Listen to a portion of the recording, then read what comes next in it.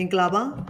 Grade 7 စနစ်သစ်သိပ္ပံရဲ့အခန်းလေးအပိုင်း3လေးကနေကြိုဆိုလိုက်ပါတယ်။ကျောင်းသုံးဆောင်မှာစာမျက်နှာနံပါတ်40ခွန်းကနေ49အထိကိုလေ့လာမှာဖြစ်ပါတယ်။ပြီးခဲ့တော့ကလေ့လာပြီးသားအခန်းလေးရဲ့တည်ပြီးသားအပိုင်းလေးအနေနဲ့ပတ်ဝန်းကျင်မှာရှိတဲ့အရာဝတ္ထုတွေကို drug တွေနဲ့ဖွဲ့စည်းထားကြောင်းတည်ပြီးသွားပြီ။နောက် drug တွေကိုအခဲအရီးအငွေ့ဆိုပြီးအခြေ3မျိုးနဲ့တွေ့ရှိနိုင်ကြောင်းလည်းမှတ်ခဲ့ပြီးသွားပြီ။ drug တွေကိုအတန်တွေနဲ့ဖွဲ့စည်းထားကြပြီးတော့အတန်ကိုတော့အလွန်သိငယ်တဲ့အခြေခံအမှုံ3မျိုးနဲ့ဖွဲ့စည်းထားကြောင်းလည်းမှတ်ပြီးသွားပြီအခြေခံအမှုံ3မျိုးကိုလည်းလျှက်စစ်ဓာတ်ဖိုဆောင်တဲ့ proton လျှက်စစ်ဓာတ်မဲ့နေတဲ့ neutron လျှက်စစ်ဓာတ်မဆောင်တဲ့ electron ဆိုပြီးတော့ကလေးတို့အားလုံးကမှတ်မိပြီးသားဖြစ်သွားပြီနောက်ထပ်ဒီအပိုင်းလေးမှာတော့ drug တွေရဲ့သဘာဝ nature of matter ကိုဆက်ပြီးတော့လေ့လာမှတ်သားကြရအောင်ဒါလေးကတော့ပြီးခဲ့တဲ့ grade 6ကအကြောင်းအရာတွေပါအဲ့ဒါလေးကိုပြန်ပြီးတော့မှတ်မိသွားအောင်ပြန်နှွှေးကြရအောင်เนาะ drug တွေကို drug စဉ် element drug norm mixture drug bound compound ဆိုပြီးတော့ခွဲခြားနိုင်တဲ့အကြောင်းပြီးခဲ့တဲ့ grade 6မှာအားလုံးပါခဲ့ပြီးသွားပါပြီတစ်ခုချင်းစီအသေးစိတ်အနေနဲ့ drug စဉ်ရဲ့ definition လေးကိုမှတ်ကြရအောင် drug စဉ်ဆိုတာအတန်တစ်မျိုးတည်းနဲ့သာဖွဲ့စည်းထားပြီးထပ်မံခွဲစိတ်လျင်တခြားမည်သည့်ပစ္စည်းမှမရနိုင်သော drug အဲ့ဒါကို drug စဉ်လို့ခေါ်ပါတယ်ဥပမာရွှေငွေကြေးတန်သွက်စသည်ဖြင့်ပေါ့နော်ရွှေကိုထပ်မံခွဲစိတ်ရင်လည်းတခြားဘယ်ပစ္စည်းမှမရနိုင်တော့ပါဘူးရွှေရလွဲလို့အဲ့ဒါမျိုးကို drug စဉ်လို့ခေါ်ပါတယ်ကမ္ဘာပေါ်မှာ drug စဉ်118မျိုးရှိတယ်တဘာဝအတိုင်းတွေ့ရှိရတဲ့ drug စဉ်62မျိုးရှိပြီးတော့ကျန်တဲ့ drug စဉ်26မျိုးကတော့သိပ္ပံပညာရှင်တွေလက်တွေ့ခန်းထဲမှာပြုလုပ်ထားတဲ့ drug စဉ်တွေဖြစ်ပါတယ်။ဒါလည်းပြီးခဲ့တဲ့နှစ် grade 6မှာသိပြီးသားအကြောင်းအရာတွေပါ။ drug စဉ်တွေကိုတတ္ထု drug စဉ်နဲ့တတ္ထုမဟုတ်တဲ့ drug စဉ်ဆိုပြီးတော့ခွဲခြားနိုင်ပါတယ်။တတ္ထု drug စဉ်ဆိုတာကအပြားခံနိုင်တယ်၊နမ်းဆွဲနိုင်တယ်၊အပူနဲ့လျှက်ကူးနိုင်တယ်။အဲ့ဒါကိုတတ္ထု drug စဉ်လို့ခေါ်မယ်။ဥပမာရွှေပြားလေးတွေအပြားခတ်ထားတယ်ရွှေကိုအပြားခတ်ထားတယ်ရွှေဆိုင်လေးရွှေပြားလေးတွေပေါ့နော်ဖျားမှာရွှေပြားကတ်တယ်ဆိုတာကလေးတို့တွေ့ဘူးလိမ့်မယ်အဲ့ဒါကရွှေကိုအပြားခတ်ထားတာပါနောက်ဝါယာကြိုးတွေရဲ့အထဲထဲမှာရှိတဲ့ကြေးနန်းကြိုးလေးတွေအဲ့ဒါလေးကကြေးနီကိုနမ်းဆွဲထားတာပါအသေးဆုံးဖြစ်အောင်နမ်းဆွဲထားတာအဲ့တော့ဝါယာကြိုးတွေကကြေးနန်းကြိုးလေးတွေကအပူနဲ့လျှက်စစ်ကူးနိုင်တယ်ဆိုတာကလေးတို့လည်းသိပြီးပြီနော်အဲ့တော့တတ္ထု drug စဉ်ဆိုတာအပြားခတ်နိုင်တယ်နမ်းဆွဲနိုင်တယ်အပူနဲ့လျှက်ကူးနိုင်ခြင်းရှိတဲ့ drug စဉ်ကိုတတ္ထု drug စဉ်လို့ခေါ်မယ်နောက်တတ္ထုမဟုတ်တဲ့ drug စဉ်ဆိုတာသူနဲ့အားလုံးဆက်ကျင်ဘက်ပဲအပြားခတ်နိုင်ခြင်းနမ်းဆွဲနိုင်ခြင်းအပူနဲ့လျှက်ကူးနိုင်ခြင်းတွေမရှိတဲ့ drug စဉ်ကိုတတ္ထုမဟုတ်တဲ့ drug စဉ်လို့ခေါ်မယ်အဲ့ဒါတွေကတော့မီသွေးနောက်တို့အိမ်မှာစားတဲ့ iodine စားနောက်အောက်ဆီဂျင်ကလိုရင်းစသည်ဖြင့်ပေါ့နော်တတ္ထုမဟုတ်တဲ့ drug စဉ်တွေလည်းရှိမယ်တတ္ထုမဟုတ်တဲ့ drug စဉ်ဆိုရင်အပြားခံနိုင်ခြင်းမရှိဘူးနမ်းဆွဲနိုင်ခြင်းမရှိဘူးအပူနဲ့လျှက်ကူးနိုင်ခြင်းမရှိတဲ့ drug စဉ်တွေဖြစ်တယ်ဒါလေးက drug စဉ်အကြောင်းပါ drug စဉ်နဲ့ပတ်သက်ပြီးတော့ဥပမာပစ္စည်းလေးတွေကိုကြည့်ပြီးတော့ခွဲကြည့်ပါအောင်ဥပမာတွတ်ဆိုလို့ရှိရင်တတ္ထုမဟုတ်တဲ့ drug စဉ်လားတတ္ထု drug စဉ်လားငွေကလေးတို့ကသိပါတယ်ငွေတို့သွတ်တို့ကြေးနီတို့တန်းတို့ရွှေပြားတို့အလူမီနီယံပြားတို့ဆိုရင်ဒါတွေကကြေးနီနန်းကျိုးမြင်နေရောအဲ့ဒါတွေအားလုံးကတတ္ထု drug စဉ်ထဲမှာပါမယ်မီးသွေးတို့အောက်ဆီဂျင်တို့ကလိုရင်းတို့ဆိုလို့ရှိရင်တတ္ထုမဟုတ်တဲ့ drug စဉ်ထဲမှာပါမယ်ဒါလေးကိုလည်း grade 6ကဟာလေးတွေပြန်ပြီးမှတ်မိအောင်ပြောပြတာပါ drug နှောလေးအကြောင်းဆက်မှတ်ကြရအောင်နော် drug နှော mixture ဓာတုနည်းအရာပေါင်းဆက်ထားခြင်းမဟုတ်ဘဲမျိုးမတူတဲ့ drug တွေရောနှောနေတာကို drug နှောလို့ခေါ်တယ် drug နှောဆိုတာဓာတုနည်းအရာပေါင်းဆက်ထားတာမဟုတ်ဘူးမျိုးမတူတဲ့ drug တွေရောနှောနေတာဥပမာပြောရမယ်ဆိုလို့ရှိရင်တော့ရွှေရင်အေးတို့ဆန်နဲ့ခဲတို့မီးသွေးမှုန့်နဲ့မြေပြူမှုန့်နောက်တန်နဲ့သဲတို့တကြားနဲ့ရေတို့ပင်လယ်ရေတို့မြေကြီးထဲမှာမြေကြီးတို့စတော်ဘယ်ရီဖြော်ရည်တို့လိမ္မော်ရည်တို့စသဖြင့်ပေါ့နော်ပါဝင်တဲ့ပစ္စည်းတွေရဲ့ရုပ်ဂုဏ်သတ္တိဓာတ်ဂုဏ်သတ္တိတွေပြောင်းလဲခြင်းမရှိဘူးပြန်ပြီးတော့ခွဲထုတ်လို့ရတယ်အဲ့ဒါကို drug နှောလို့ခေါ်တယ် ဆန်နဲ့ခဲနဲ့ရောနေတယ်ဆိုလို့ရှိရင်ပြားပြီးတော့ကြတော့ခဲသက်သက်ဆန်သက်သက်မြင်လဲမြင်နေရတယ်ပြန်ပြီးတော့လဲခွဲထုတ်လို့ရတယ်အဲ့ဒါကိုဒွမ်နှောလို့ခေါ်မယ်ရွှေအေးဆိုလို့ရှိရင်ပေါင်မုံစသည်ဖြင့်ပေါ့နော်သူထဲမှာပါတဲ့အပိုင်းအစလေးတွေကိုရုပ်ဂုံတတ္တိဓာတ်ဂုံတတ္တိတွေပြောင်းလဲခြင်းမရှိဘဲနဲ့ပြန်ပြီးတော့ခွဲထုတ်နိုင်တယ်ပါဝင်ပစ္စည်းတွေပေါ့နော်အဲ့ဒီပါဝင်ပစ္စည်းတွေကိုရုပ်ဂုံတတ္တိဓာတ်ဂုံတတ္တိတွေပြောင်းလဲခြင်းမရှိဘဲပြန်လဲခွဲထုတ်နိုင်တာကိုဒွမ်နှောလို့ခေါ်မယ်အဲ့တော့ဒွမ်နှောလေးသိသွားပြီဆိုတော့ကြတော့ဒွမ်နှောမှာလဲ2မျိုးရှိတယ်တသားတည်းဖြစ်တဲ့ဒွမ်နှောနဲ့တသားတည်းမဖြစ်တဲ့ဒွမ်နှောတသားတည်းဖြစ်တဲ့ဒွမ်နှောကို homogeneous mixture လို့ခေါ်မယ်တသားတည်းမဖြစ်တဲ့ဒွမ်နှောကို heterogeneous mixture လို့ခေါ်မယ်ပုံလေးကိုကြည့်လိုက်ပါဒွမ်နှော2မျိုးမှာ homogeneous mixture တသားတည်းဖြစ်တဲ့ဒွမ်နှောအနေနဲ့ coffee တို့ wine တို့ရှိမယ်သွေးတို့ရှိမယ် coffee ဆိုလို့ရှိရင် coffee ထဲမှာတော့ coffee မုန့်တွေတကြားတွေနို့တွေအဲ့လိုတွေပါတဲ့ပါဝင်ပစ္စည်းတွေကိုတော့သိတယ်ဒါပေမဲ့ coffee ရဲ့လို့တသားတည်းဖြစ်သွားပြီအဲ့ဒါကိုတသားတည်းဖြစ်သွားတယ်ဒွမ်နှော wine တို့သွေးတို့နောက်တထုစတီးတွေပေါ့စတီးတွေရှိမယ်နောက်တသားတည်းမဖြစ်တဲ့ဒွမ်နှောအနေနဲ့ကတော့ပီဇာတွေချောကလက်ပြားလေးနဲ့ကွက်ကီးပေါ့နောက် sandwich တွေအထဲထဲမှာလက်ဖက်တုပ်လို့ပါလို့ဆိုလို့ရှိရင်လည်းဒါကခရမ်းကျင်သီးဒါကလက်ဖက်ဒါကငရုတ်သီးစိမ်းအဲ့လိုမျိုးပေါ့နော်အဲ့လိုမျိုးတသားတည်းမဖြစ်တဲ့ဒွမ်နှောကိုကြတော့ heterogeneous mixture လို့ခေါ်မယ်အဲ့တော့ဒွမ်နှောလည်း2မျိုးရှိတယ် dressing မှာလည်း2မျိုးတွေ့ခဲ့တယ်တထု dressing နဲ့တထုမဟုတ်တဲ့ dressing ဒွမ်နှောမှာလည်းတသားတည်းဖြစ်တဲ့ဒွမ်နှောနဲ့တသားတည်းမဖြစ်တဲ့ဒွမ်နှောဆိုပြီးတော့2မျိုး꿰တယ်နော်ဒွမ်နှောလေးကိုခွဲထုတ်တဲ့နည်းတွေရှိတယ်ခွဲထုတ်တဲ့နည်း9နည်း grade 6မှာမှတ်ခဲ့ဘူးတယ်တန်လိုက်ဖြင့်ခွဲထုတ်ခြင်းရောနှောနေတဲ့ပစ္စည်းတန်နဲ့လွှစာမုံနဲ့ရောနေတယ်တန်နဲ့သဲနဲ့ရောနေတယ်ဆိုလို့ရှိရင်တန်လိုက်နဲ့ခွဲထုတ်လိုက်မယ်ဆိုလို့ရှိရင်တန်လိုက်မှာတန်တွေကတ်လာတဲ့အတွက်တန်သက်သက်သဲသက်သက်ဖြစ်သွားမယ်ဒါလေးကဒွမ်နှောခွဲထုတ်ခြင်းနည်းတွေကတန်လိုက်ဖြစ်ခွဲထုတ်ခြင်းနောက်အကြီးကြီးကဲ့ခြင်းအိမ်မှာဆန်ဆေးတယ်ထမင်းချက်တော့မယ်မနေ့ကမှဆန်ဆေးတယ်ဆိုတာကအကြီးကြီးကဲ့ခြင်းနည်းဖြစ်တယ်ဆန်သက်သက်အကြီးသက်သက်နော်အဲ့ဒါမျိုးကိုအကြီးကြီးကဲ့ခြင်းနည်းလို့ခေါ်မယ်နောက်စစ်ယူခြင်းအမိုက်တွေပါနေတဲ့ရေကိုရေစစ်ကလေးနဲ့ရေကိုသုံးလို့ရအောင်လို့စစ်ယူလို့ရတယ်အဲ့ဒါကိုစစ်ယူခြင်းနည်းလို့ခေါ်မယ်နောက်အငွေ့ပြန်ခြင်းနည်းအငွေ့ပြန်ခြင်းနည်းကတော့ပင်လယ်ရေကနေစားထုတ်လုပ်ခြင်းပင်လယ်ရေကငန်တယ်လေပင်လယ်ရေထဲမှာစားတွေပါမယ်ပင်လယ်ရေကိုကြိုချစ်လိုက်ရင်စားထုတ်ယူမယ်အဲ့တော့ပင်လယ်ရေကနေစားထုတ်ယူခြင်းဟာအငွေ့ပြန်ခြင်းနည်းနဲ့ဒွမ်နှောတွေကိုခွဲထုတ်ထားတာဖြစ်တယ်အဲ့တော့ဒွမ်နှောတွေခွဲထုတ်ခြင်းနည်းတွေကအငွေ့ပြန်ခြင်းနည်းနောက်ငွေ့ရီဖွဲ့ခြင်းနည်းရှိမယ်ငွေ့ရီဖွဲ့ခြင်းဆိုတာကပူနေတဲ့ထမင်းအိုးအဖုံးတွေဟင်းအိုးအဖုံးတွေကိုလှက်လိုက်ရင်ချွေးတွေတွေ့တယ်လေအဲ့ဒါငွေ့ရီဖွဲ့ခြင်းနည်းပဲရေငွေ့ကိုအေးခံရင်ရေပြန်ရမယ်နော်အဲ့ဒါကငွေ့ရီဖွဲ့ခြင်းရှေ့မှာလည်းငွေ့ရီဖွဲ့ခြင်းအကြောင်းလေးမှတ်ခဲ့ပြီးငွေ့ရီဖွဲ့ခြင်းကမိုးရွာသွန်းခြင်းတွေလည်းအဓိကအကြောင်းအရာတွေမှာပါမယ်အဲ့တော့ဒွမ်နှောခွဲထုတ်ခြင်းနည်းလမ်း5မျိုးရှိတယ်တန်လိုက်ဖြင့်ခွဲထုတ်ခြင်းအရေးကြီးကဲ့ခြင်းစစ်ယူခြင်းအငွေ့ပြန်ခြင်းငွေ့ရီဖွဲ့ခြင်းဆိုပြီးတော့5မျိုးပြီးခဲ့တဲ့ grade 6မှာလေ့လာခဲ့ဘူးတယ်ပေါ့နော်ဒါဒွမ်နှောခွဲထုတ်ခြင်းနည်းတွေကအချို့ပါနောက်ဓာတ်ပေါင်းအကြောင်းကိုဆက်ပြီးတော့လေ့လာရအောင်ဓာတ်ပေါင်းဆိုတာနှစ်ခုဒါမှမဟုတ်ရင်နှစ်ခုထက်ပိုတဲ့မျိုးမတူတဲ့ဓာတ်စင်အတန်တွေသတ်မှတ်ထားတဲ့အချို့အတိုင်းဓာတုနည်းအရပေါင်းဆက်ခြင်းဓာတုနည်းအရပေါင်းဆက်ထားတာကိုဓာတ်ပေါင်းလို့ခေါ်မယ်အဲ့တော့ဓာတ်ပေါင်းဆိုတာနှစ်ခုသုံးပုံနှစ်ခုထက်ပိုတဲ့မျိုးမတူတဲ့ဓာတ်စင်အတန်တွေသတ်မှတ်ထားတဲ့အချို့အတိုင်းဓာတုနည်းအရပေါင်းဆက်ထားတာကိုဓာတ်ပေါင်းလို့ခေါ်မယ်ဥပမာအားဖြင့်တော့ရေ H2O ဟိုက်ဒရိုဂျင်ဓာတ်စင်နှလုံးနဲ့အောက်ဆီဂျင်ဓာတ်စင်တစ်လုံးနဲ့ပေါင်းစပ်ထားတဲ့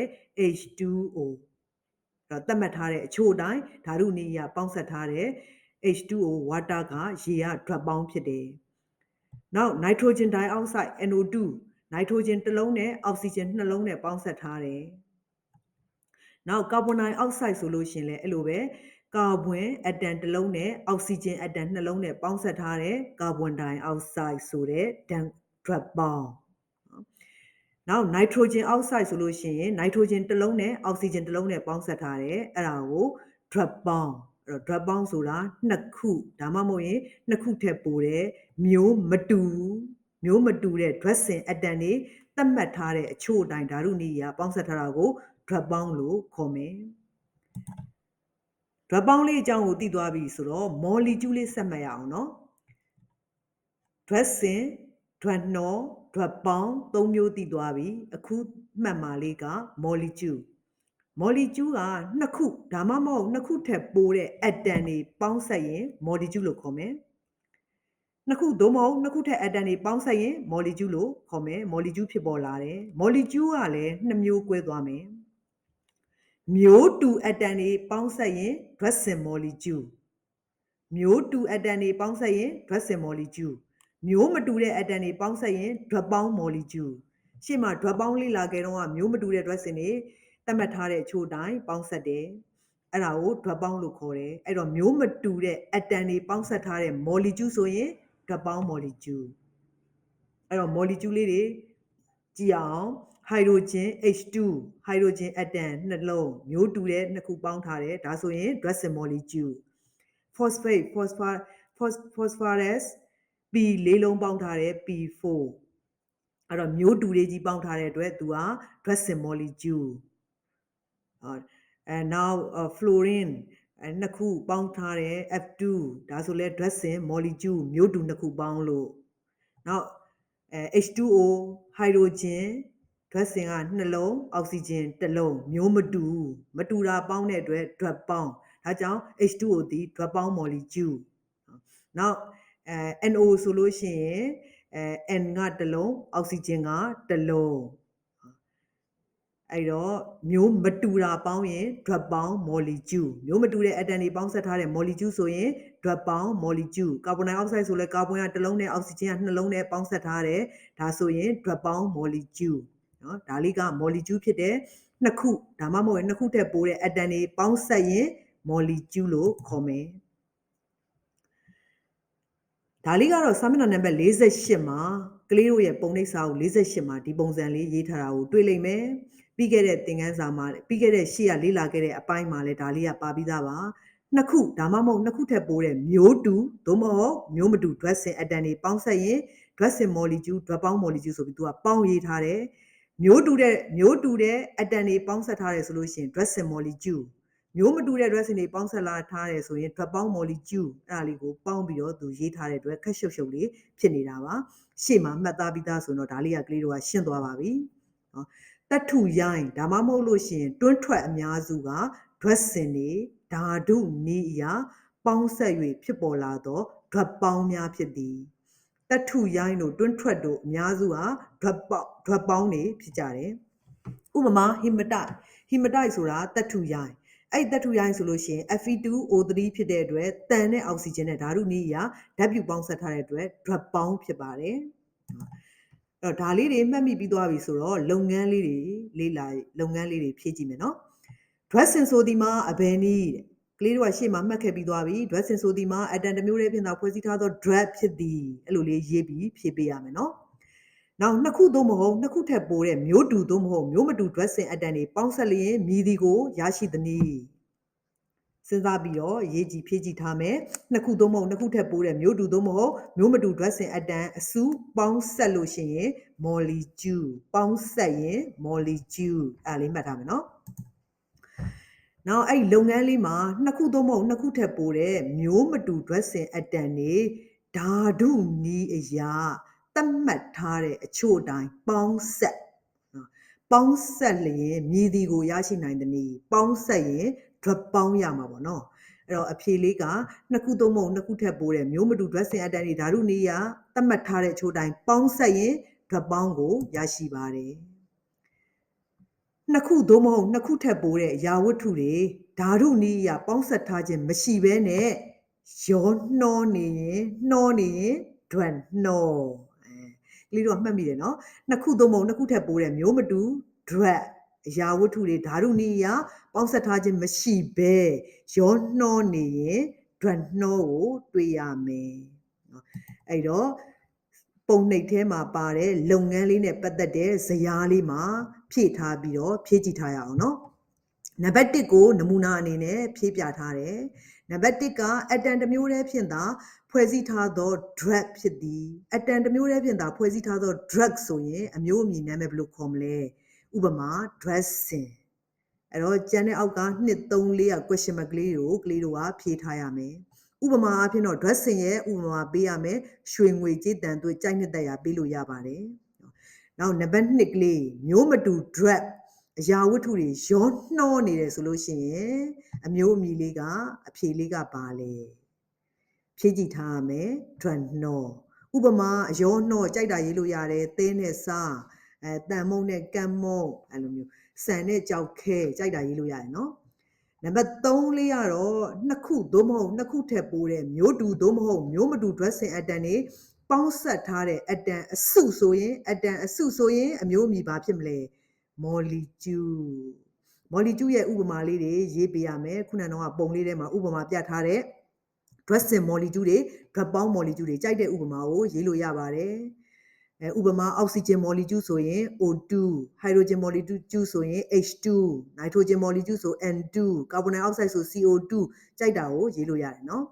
နောက်နံပါတ်4လေးကတော့နှစ်ခုသို့မဟုတ်နှစ်ခုထက်ပိုတဲ့မျိုးမတူတဲ့ dressing atom တွေသတ်မှတ်ထားတဲ့အချို့အတိုင်းဓာတုနည်းအရပေါင်းဆက်ထားတယ်ဆိုရင်ကလေးတို့ကသိပြီးသားအမျိုးအမည်လေးက drug ပေါင်းအဲ့တော့ drug ပေါင်းရဲ့ example ဥပမာလေးလည်းရှေ့မှာပုံလေးတွေနဲ့ပြခဲ့တယ် carbon dioxide တို့ carbon monoxide တို့ H2O water တို့ကြိုက်တာရေးလို့ရတယ်เนาะဥပမာလေးတစ်ခုနှစ်ခုကိုကြိုက်တာလေးကိုရွေးပြီးတော့ဇာတ်ထဲမှာဖြည့်ပေးထားမယ်အဲ့ဒါလေးကိုဖြည့်ကြည့်ထားမယ်เนาะအဲ့တော့သင်ခန်းစာအလုံးရဲ့အနှစ်ချုပ်အဓိကအချက်အနေနဲ့ dressing ဆိုတာအတန်တစ်မျိုးတည်းနဲ့သာဖွဲ့စည်းထားတဲ့ drug ဖြစ်တယ်အတန်များရဲ့ပေါင်းဆက်ဖွဲ့စည်းပုံပေါ်မှာမူတည်ပြီးတော့ drug တွေကို dressing, drug နှော drug ပေါင်းဆိုပြီးတော့အမျိုးမျိုးတွေ့ရှိနိုင်တယ်တစ်ခုချင်းစီကိုလည်းအသေးစိတ်မှတ်ခဲ့ပြီးသွားပြီတတ်ထူရိုင်းဒါမှမဟုတ်တွန်းထွက်ပစ္စည်းအများစုက drug ပေါင်းနေဖြစ်တယ်ဆိုတာထပ်မှတ်ထားမယ်တဘာဝတွန်းထွက်ပစ္စည်းတော်တော်များများသည် drug ပေါင်းနေဖြစ်ကြမယ်ကဲလေ့ကျင့်ရန်မေးခွန်းလေးကိုဖြည့်ကြည့်ထားရအောင်ပါနံပါတ်1မေးခွန်းလေးကတော့တတ်ထူရိုင်းသို့မဟုတ်တွန်းထွက်အများစုသည်မြည်သည့် drug အမျိုးအစားဖြစ်သည်။ခုနကအဓိကအချက်အနှစ်ချုပ်ထဲမှာပါခဲ့ပြီးသွားပြီ drug ပေါင်းလွယ်လေးပဲเนาะသင်ဤပတ်ဝန်းကျင်တွင်တွေ့ရှိနိုင်သော drug ပေါင်း molecule တစ်ခုကိုဖော်ပြပါ drug ပေါင်း molecule စဉ်းစားကြည့်ပြီးတော့ကြိုက်တာဖြေလို့ရပါတယ်ရေဆိုလဲ drug ပေါင်းပါပဲ H2O เนาะနောက် carbon dioxide ဆိုလဲ drug ပေါင်းမယ်မြေပြူဆိုရင် calcium carbonate ပေါ့เนาะအဲ့လိုမျိုးကိုသိတဲ့ဟာလေး